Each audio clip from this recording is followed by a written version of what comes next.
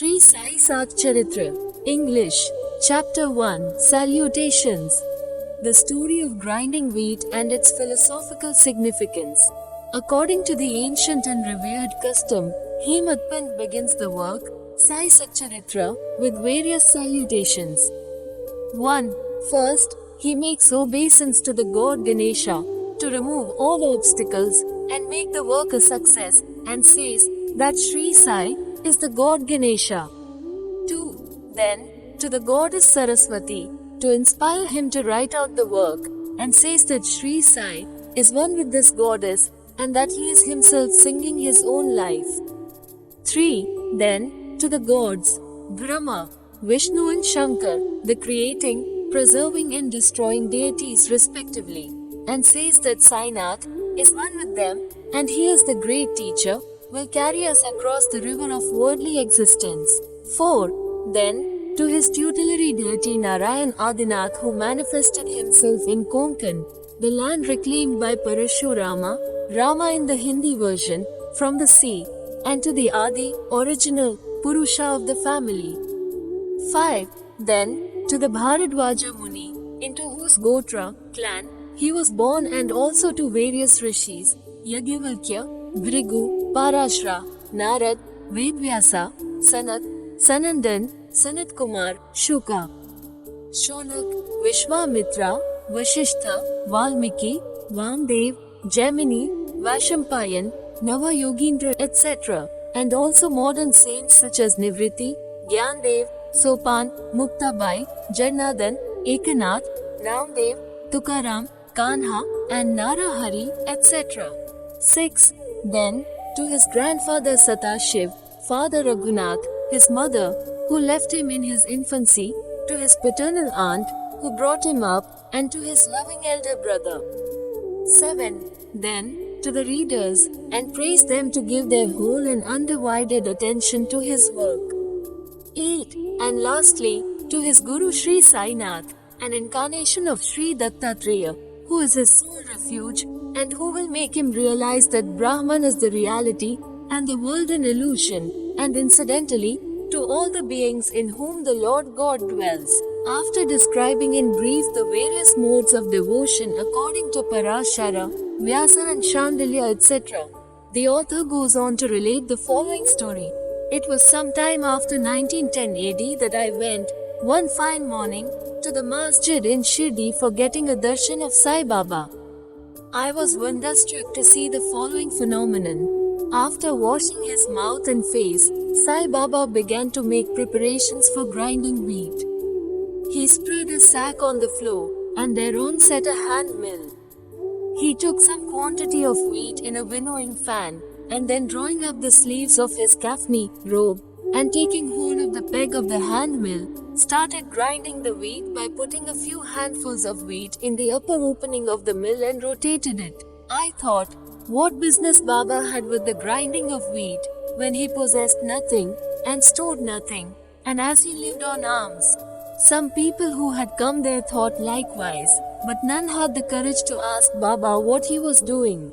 Immediately, this news of Baba's grinding wheat spread into the village, and at once men and women ran to the masjid and flocked there to see Baba's act. 4 bold women, from the crowd, forced their way up and pushing Baba aside, took forcibly the peg or handle into their hands, and, singing Baba's Leelas, started grinding. At first Baba was enraged, but on seeing the women's love and devotion, he was much pleased and began to smile. While they were grinding, they began to think that Baba had no house, no property, no children, none to look after, and he lived on alms. He did not require any wheat flour for making bread or roti. What will he do with this big quantity of flour? Perhaps as Baba is very kind, he will distribute the flour amongst us.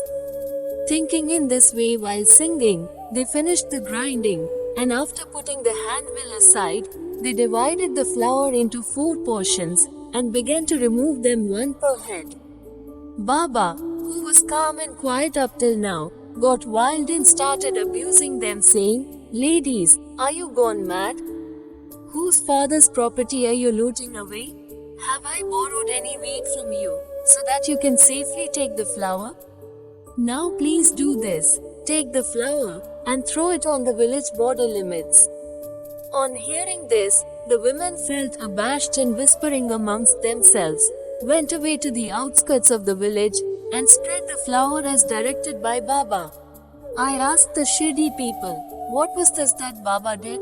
They replied that, as the cholera epidemic was spreading in the village, and this was Baba's remedy against the same.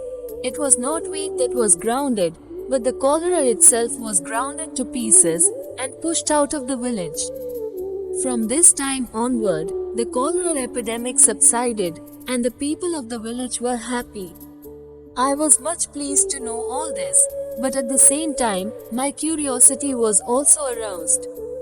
I began to ask myself, what earthly connection was there between wheat flour and cholera?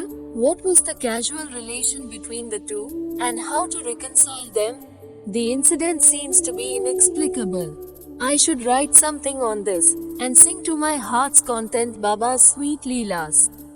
Thinking in this way about this Leela, my heart was filled with joy, and I was thus inspired to write Baba's life, the Satcharitra. And as we know, with Baba's grace and blessing, this work was successfully accomplished. Philosophical significance of grinding. Apart from the meaning which the people of Shirdi put on this incident of grinding wheat, there is, we think, a philosophical significance too.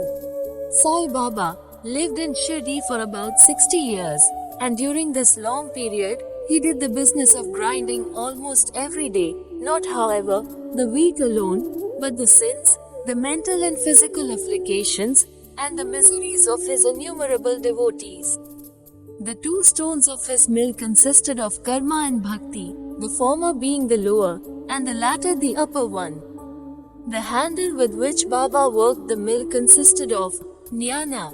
It was the firm conviction of Baba that knowledge or self-realization is not possible unless there is the prior act of grinding of all our impulses, desires, sins, and of the three gunas, which sattva, raja, and tama, and the ahamkara, which is so subtle and therefore so difficult to be got rid of. This reminds us of a similar story of Kabir, who seeing a woman grinding corn said to his guru, Nipti Ranjana, I am weeping because I feel the agony of being crushed in this wheel of worldly existence, like the corn in the hand mill.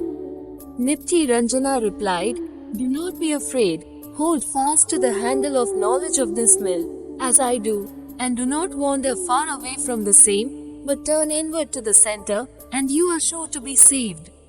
Bow to Shri Sai, peace be to all. End of chapter 1.